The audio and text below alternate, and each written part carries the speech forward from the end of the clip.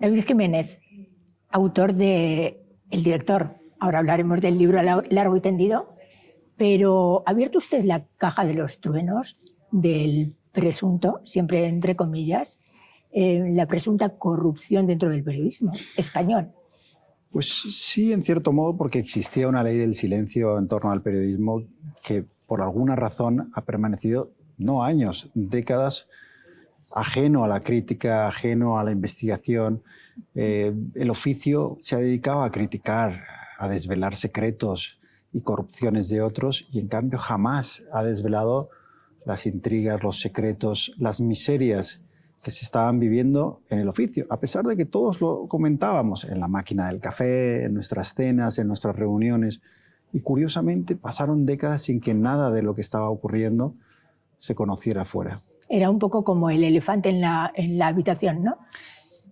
El secreto más sorprendente que uno pueda encontrar, ¿no? Porque muchas de las cosas que se cuentan en El director, todo el mundo las sabía, ¿no? Y hemos tenido que ser muy buenos ocultando nuestras propias miserias para que eso no saliera al exterior. Y yo con El director sí quería romper un poco ese silencio y abrir las puertas, digamos, de un armario donde hemos permanecido los periodistas encerrados. Y cuando tú encierras algo y lo dejas cerrado durante mucho tiempo, se va pudriendo. Y yo creo que es un poco lo que ha pasado con el oficio, ¿no? Demasiado tiempo hemos esperado para empezar a contar lo que iba mal en nuestra profesión. No ha sentado bien.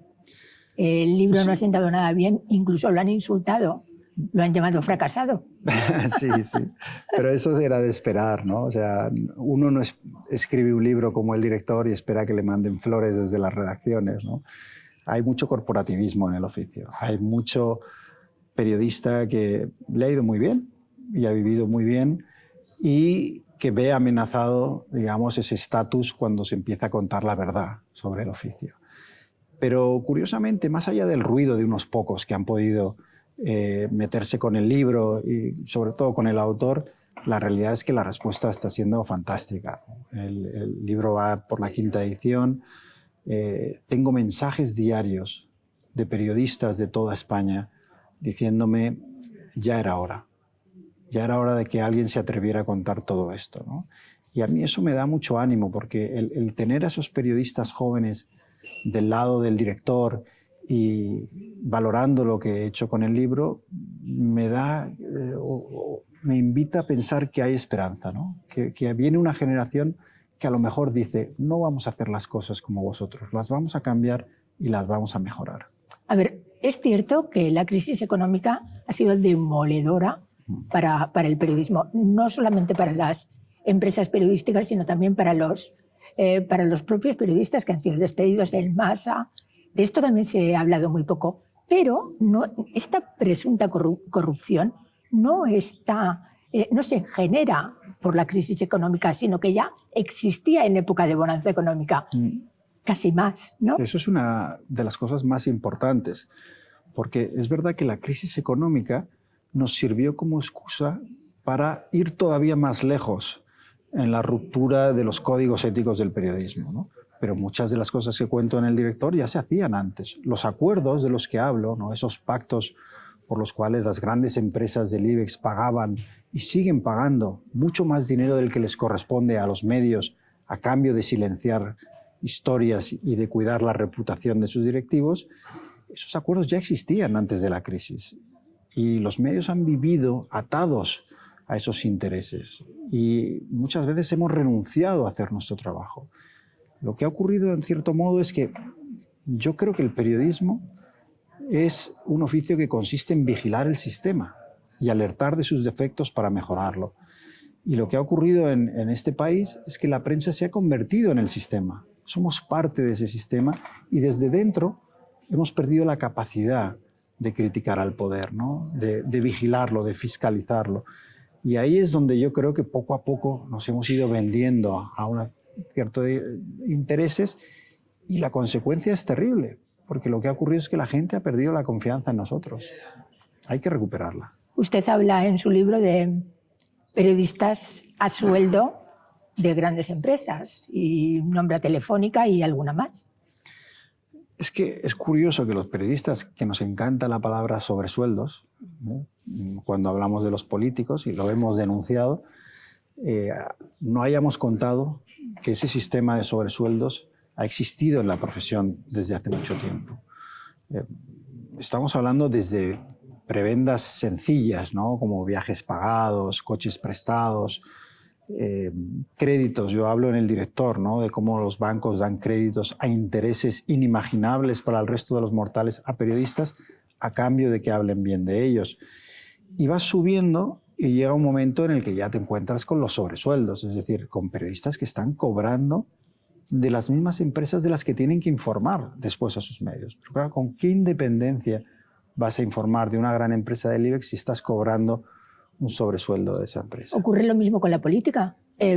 Periodistas a sueldo de partidos políticos. Y permítame que le pregunte por el tertulianismo, por los programas de tertulias tan... La comentocracia, ¿no? La llamo yo en el libro. Exacto. ¿Qué opina? Yo creo que ha sido muy perjudicial para el periodismo en España, ¿no? La profesionalización del tertuliano, ¿no? Porque en un país tan sectario muchas veces, donde nos encantan los bandos, nos encantan las trincheras y enfrentar a unos y a otros, al final eso ha forzado a muchos periodistas a tomar una posición y hacerse o de un bando o de otro, conscientes de que se vive mucho más cómodo en los bandos que en la independencia del centro, ¿no?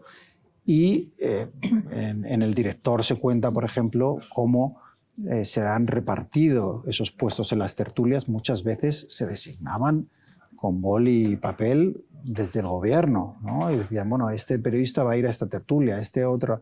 Yo he llegado a ver a compañeros recibir mensajes con indicaciones sobre lo que debían tratar en esas tertulias, ¿no? Ese es el grado de dependencia del poder.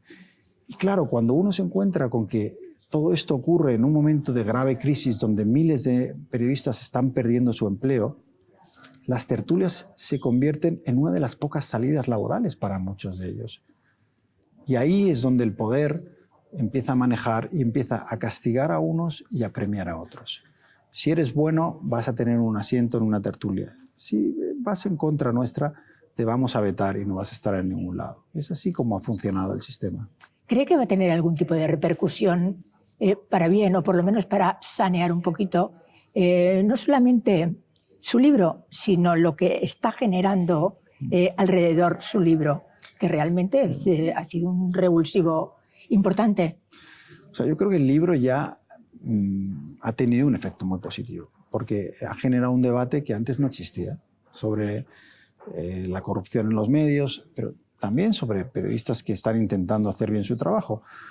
Pero se ha abierto un debate en las redacciones, se ha abierto un debate público, porque el libro es verdad que está llegando a gente que no tiene nada que ver con los medios, y la gente está empezando a preguntarse, ¿nos están contando la verdad?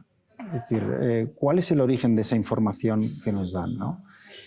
Y el hecho de que mi libro desvele desde una posición de privilegio y de poder mediático como es la de director del Mundo, el funcionamiento y lo que va mal ahí, yo creo que era muy importante, ¿no? Yo creo que no haber escrito este libro habría sido renunciar a lo que yo he sido toda la vida, que es un periodista, ¿no?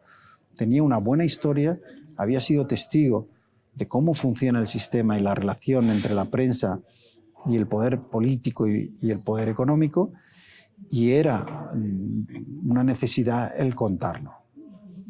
Con la idea de que si lo contamos, si lo ponemos sobre la mesa, si lo debatimos, a lo mejor podremos hacer algo por cambiar las cosas. Pero desde luego nada va a cambiar si seguimos en el armario ese del que hablaba antes, encerrados y tratando de que no se sepa nada de lo que hacemos. De hecho, la reputación que tenemos los periodistas ante la sociedad, la separación que se ha producido entre el periodista y la sociedad es muy fuerte, ¿no? Sí, hay una fractura porque hay una pérdida de confianza. Cuando antes hablaba de que nos hemos convertido en parte del sistema, cuando eso ocurre, ¿a quién estás fallando? A la gente que está fuera de ese sistema y que espera que el periodismo esté de su lado, ¿no? Nosotros, como periodistas, tenemos que estar del lado de la gente, no podemos estar al lado de los intereses. Mis jefes, Cuando yo soy director de un gran medio, no pueden ser los directivos del IBEX o la vicepresidenta del gobierno. O sea, yo tengo que deberme, y mi lealtad tiene que estar con los lectores y con mis periodistas, dando a esos periodistas la libertad para contar lo que ellos descubren. Y todo esto, en cierto modo, se ha roto, ¿no? Se ha roto porque esa relación se ha viciado, porque muchos medios, sobre todo medios tradicionales, han preferido el negocio al periodismo. Y yo lo entiendo, es legítimo querer ganar dinero, pero los periodistas no producimos lavadoras, producimos información que luego es muy importante para que la gente tome decisiones en base a esa información. En el momento en que les llega fraudulenta, condicionada, sometida a otros intereses, les estamos falseando la realidad y estamos, en realidad, estafándoles en cierto modo, ¿no? La palabra suena un poco exagerada, pero es verdad. Es una estafa en el momento en que no estás transmitiendo una verdad libre e independiente. Dígame, es una curiosidad, porque claro, a Pedro J. lo echaron del mundo directamente. Él dijo que la culpa la tenía Rajoy. García Abadillo duró un año y le proponen a usted un corresponsal de guerra que además había vivido siempre fuera de redacción, había trabajado fuera de redacción. Le proponen ser director del Mundo. Porque dice que sí. Yo tengo un vínculo y he tenido un vínculo emocional con El Mundo, porque al final yo entré de becario, siendo un niño prácticamente en ese periódico, llevaba 20 años trabajando en la empresa y en un momento dado me dicen el periódico está en una situación muy frágil. Hay una crisis económica, ha habido ERES con despidos, la empresa considera que el periódico está perdiendo el norte también en lo informativo. Y yo, que llevo 20 años fuera como reportero, cubriendo guerras, revoluciones, tsunamis y demás, soy visto como una opción. Y yo mismo les digo, bueno, yo no tengo experiencia en la gestión de una redacción, ni de grandes equipos, y por supuesto no sé dirigir un periódico. Y ellos me dicen, bueno, no pasa nada, te vamos a dar el tiempo, los medios, irás aprendiendo. ¿Por qué digo que sí? Porque primero por amor al periódico, y por amor al periodismo, y porque lo veía como una oportunidad para hacer algo diferente. Pero también porque yo creo que tenía una ventaja con respecto a otros candidatos. Y era que precisamente por haber ejercido la profesión fuera de España, no tenía las ataduras que tenían otros. Yo no tenía ni el teléfono, ni el contacto de ningún directivo de una gran empresa en España, no conocía a los políticos y también incluso a nivel interno, tenía una relación distante con mucha de la gente que trabajaba en el periódico. Y yo creo que eso me permitía tomar decisiones con absoluta libertad. Yo en El Director cuento ese primer discurso que doy ante la redacción, ¿no? Cuando les digo, mi lealtad va a estar siempre con vosotros, con mis periodistas y con los lectores, ¿no? Y en ese momento están flanqueando los directivos de la empresa y sin haberlo previsto, me giro hacia ellos y les digo, y esa lealtad está por encima de vosotros, ¿no? Y ahí es cuando uno de ellos cambia de cara, de gesto, y yo creo que empieza a pensar, a lo mejor me he equivocado de persona, ¿no? Y lo que traté de hacer es cumplir con esa promesa, ¿no? Y estar al servicio de los lectores y proteger a mis periodistas. Y aquello, bueno, en un ambiente como el que se vivía en España, políticamente tenso, con grandes presiones sobre los medios, pues yo creo que era un coche yendo hacia el precipicio, ¿no? Es decir, y sin frenos. Pero para mí era importantísimo que durara un año, 5, 10, lo que fuera, que el día que yo abandonara el periódico lo hiciera con la misma integridad con la que había llegado y que el periódico tuviera también la misma integridad. Y yo creo que eso se consiguió. Usted estuvo en el periódico desde abril, si no me equivoco, desde abril de 2015 hasta mayo de 2016, que es cuando lo ponen de patitas en la calle, casi sin avisar. A ver, fue un año muy convulso, una época muy convulsa. La detención de Rodrigo Rato, la Gürtel, elecciones anticipadas, Rajoy que no podía formar gobierno. muy convulso. Usted, y por supuesto las cloacas del Estado, la Sí. época de las cloacas del Estado. ¿Usted sabía, cuando lo nombraron director, que Villarejo era una de las fuentes más importantes del mundo? Yo, de hecho, ni siquiera había escuchado el nombre de Villarejo, claro. Alguien que está cubriendo la guerra en Afganistán o que está en Fukushima, tan alejado del día a día de la política española, pues no tenía contacto con Villarejo y no lo conocía. De hecho, en aquella época, cuando yo llego al periódico, es el año 2015. Él todavía está lejos, a 2 años de haber sido detenido. No se conocía todo lo que se conoce ahora sobre él. Pero sí es verdad que se produce un intento de contacto por su parte y que los periodistas del mundo ahí me cuentan quién es Villarejo. Y me dicen que ha sido una gran fuente del periódico, no solo del mundo, también lo fue de otros periódicos y de otros periodistas. Y que quiere verme. Y ahí se produce un encuentro que se cuenta, ¿no?, en el director, en el cual yo me encuentro con un personaje más propio de una película de Torrente que del poder interno de un país. Y enseguida, por instinto más que nada, porque ya digo que entonces no sabíamos lo que sabemos hoy, decidí que esa no podía ser una fuente del periódico. Que nosotros podíamos sacrificar exclusivas, pero que no podíamos tratar con gente que poco a poco iba conociendo, estaban manipulando a los medios. Ahí ya se estaba creando, ya se había creado una policía paralela en el Ministerio del Interior, pagada por todos nosotros, que se dice pronto, para perjudicar y dañar a los adversarios del gobierno o causas contra las que ellos estaban. Lo más sorprendente de todo esto era que tenían una red de periodistas que estaba al servicio de esas cloacas, dispuestos a publicar informaciones fraudulentas. Claro, yo lo último que quería era que me colaran informaciones que no eran ciertas. El gobierno en ese momento estaba temeroso de perder el poder, nuevos partidos habían emergido y estaba dispuesto a todo por mantener ese poder, ¿no? Ahí es cuando se producen encuentros como el que tuve con el ministro del Interior. Sí, no Borja son momentos Fernández, para la ambigüedad, le digo. para la neutralidad, La neutralidad. ¿no? Y abiertamente el ministro me pide que yo ponga el periódico El Mundo al servicio de los intereses electorales del gobierno. Claro, uno lleva 20 años fuera, aterriza en España y lo primero que le piden es eso. Ahí sí que pensé, ¿no?, haciendo un poco de referencia a tu pregunta, digo, esto va a ser más difícil de lo que pensaba, ¿no? Posteriormente, además, se ha sabido cómo funcionaba en ese momento el Ministerio del Interior, ¿no?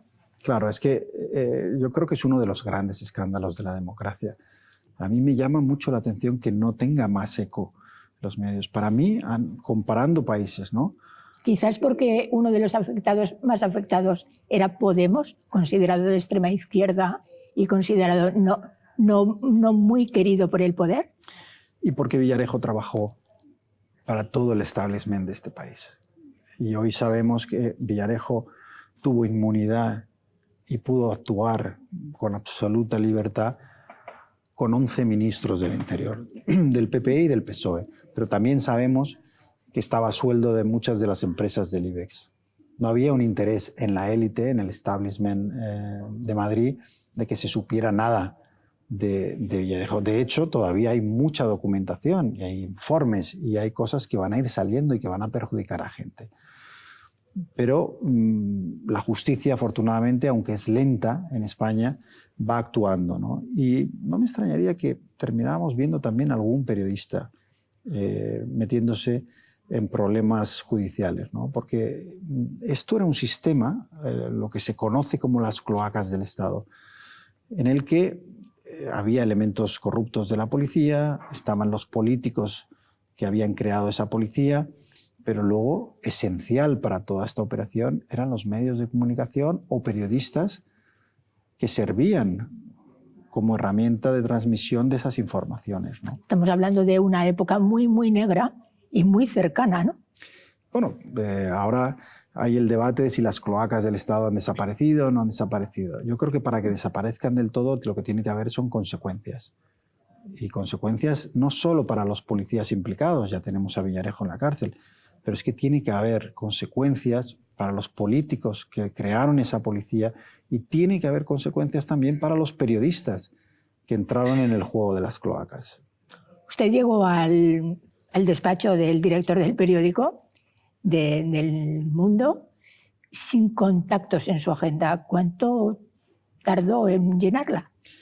Pues es curioso, ¿no? Cuando te hacen director de un periódico como El Mundo, enseguida te salen grandes amigos, ¿no? Del poder, ¿no? Y yo cuento en el director, ¿no? Cómo Amelia, mi secretaria, ¿no? Nada más llegar, empezó a dejar sobre mi mesa peticiones que llegaban desde todos lados para verme, ¿no? Te llaman desde Casa Real, te llaman el presidente del gobierno, te quiere conocer, los ministros, los grandes empresarios del país, porque yo creo que en cierto modo quieren influir en tu cobertura, en tu periodismo, y la mejor manera es hacerlo primero de una forma amistosa.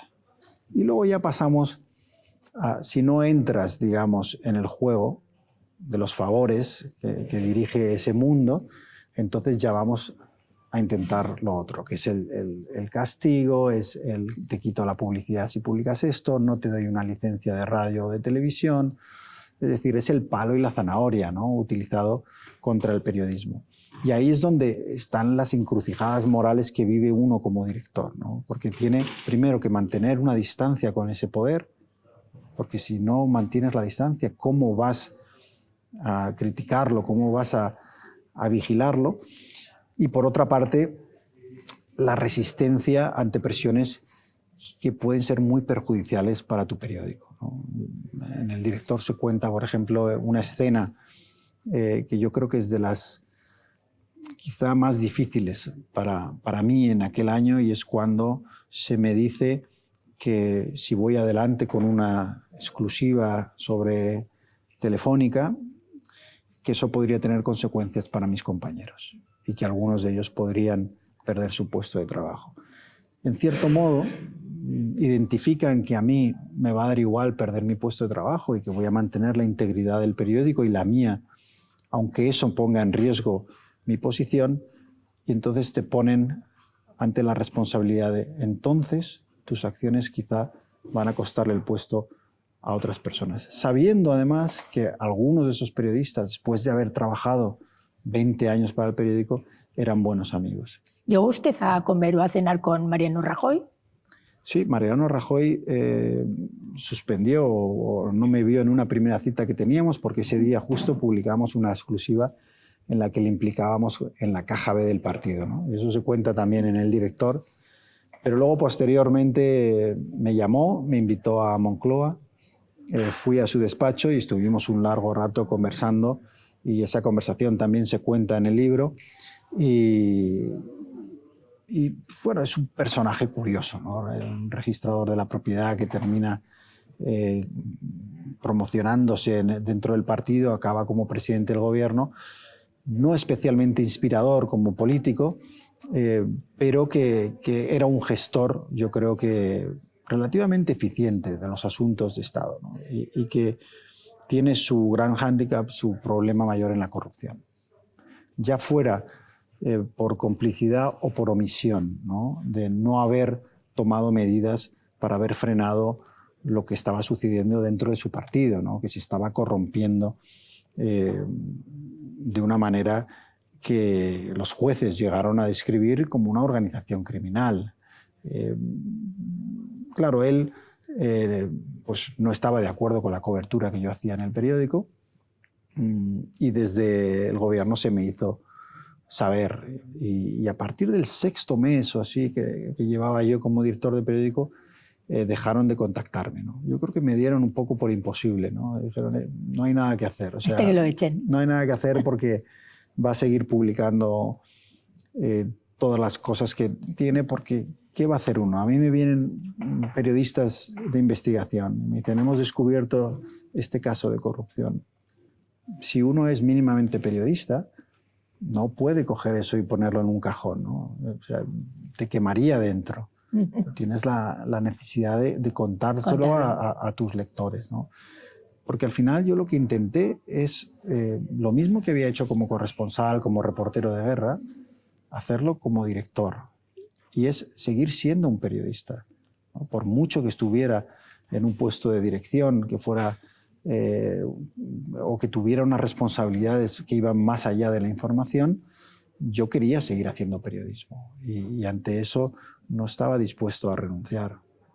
Hablando del IBEX, ¿recibió alguna consigna por parte del IBEX? En aquel momento, Ciudadanos y Podemos eran partidos que estaban muy en boga. ¿Recibió alguna consigna a favor de Ciudadanos? Había un ambiente muy proclive a Ciudadanos en el IBEX de una manera informal, ¿no? Cuando veías a algunos de los presidentes del IBEX, sí te expresaban su simpatía por Albert Rivera. En ningún caso tuve una indicación de que yo le apoyara de ninguna manera, pero sí que se transmitía cierta simpatía. Pero curiosamente, era más su afinidad todavía por un Partido Popular que estaba tan corrompido como era aquel, ¿no? Ellos lo que querían era descartar, por supuesto, la llegada al poder de Pablo Iglesias, que hoy está en una situación difícil y su partido ha perdido mucho apoyo, pero que si nos vamos a 2015, era muy fuerte. Claro, después de su resultado en las elecciones de diciembre de 2015, el establishment se asustó. Dijo, es que puede ocurrir que alguien como Pablo Iglesias llegue al poder. Entonces ellos buscaron cualquier alternativa, ya fuera Ciudadanos, ya fuera reforzar al PP, alianzas de todo tipo, también con Pedro Sánchez, ¿no? El intentar que Pedro Sánchez no pactara con Podemos, para ellos era fundamental. Y había cierto temor en el establishment a la irrupción de Podemos. Y ahí sí que hubo una operación clara, ¿no? Por parte del gobierno y se intentó destruir al partido y se intentó contaminar informaciones relativas a ese partido. Y yo mi visión era un poco decirles, mira, este periódico editorialmente, en sus páginas de opinión, está en contra de muchas de las propuestas que hace Podemos. Yo pensaba que ellos tenían un buen diagnóstico de la corrupción y de algunos de los problemas que tenía el país, pero no pensaba que fueran la solución a nivel personal. Ahora bien, yo lo que no estaba dispuesto era que utilizaran el periódico para difundir informaciones falsas sobre un partido político, fuera el que fuera. Nosotros teníamos que permanecer independientes, ¿no? Hay un momento en una presentación, en una conferencia en la que estaba Albert Rivera, en el que yo digo la frase con la que quería que entendieran lo que yo quería hacer en el mundo, ¿no? Y digo que el mundo no es un periódico de partidos, es un periódico de principios. Para mí eso era fundamental, ¿no? Nosotros no podíamos defender ni a un partido ni a otro. Podíamos defender los principios, la búsqueda de la verdad, la regeneración democrática, la independencia judicial y de la prensa. Es decir, había cosas que a mí me daba absolutamente lo mismo que las defendiera.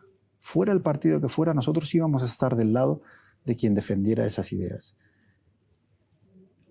Y una vez hecho eso, ya publicar cualquier información que comprometiera a los políticos. Yo estoy orgulloso de que en alguna ocasión me llamaran los líderes de los principales partidos, sin excepción, para protestar por informaciones que publicábamos en el año que yo fui director del Mundo, ¿no? Y en cierto modo uno se decía a sí mismo, bueno, algo hemos hecho bien hoy, ¿no? Cierto.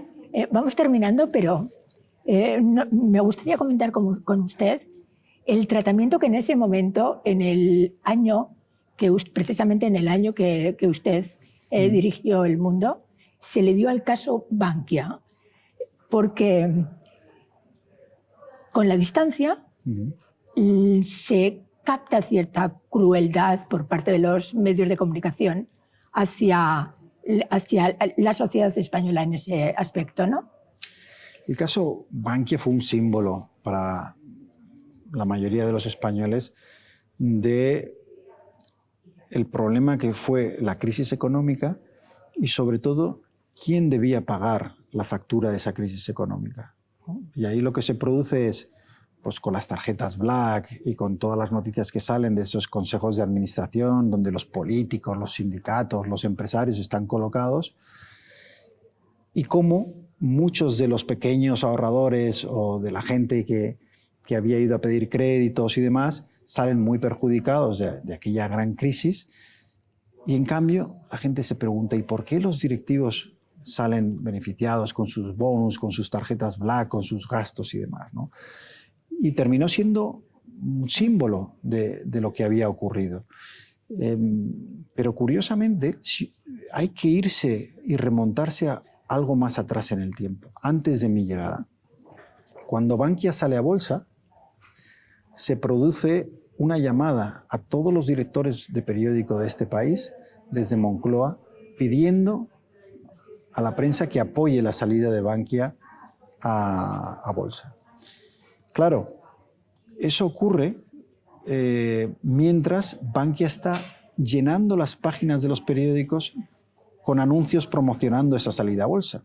Por supuesto, los directores de periódico dicen, estupendo, claro, es un cliente además, vamos a hablar bien de esa salida a bolsa. ¿Qué tenía que haber hecho el periodismo? Tenía que haber investigado esa salida, investigado las cuentas de Bankia, haber preguntado por los agujeros negros de aquella operación. Y no se hizo precisamente por ese vínculo, esas ataduras de la prensa con el poder económico. Entonces, yo estoy convencido de que si uno repasa las portadas que ha hecho, al final va a encontrar excesos, exageraciones, cosas que haría diferente, ¿no?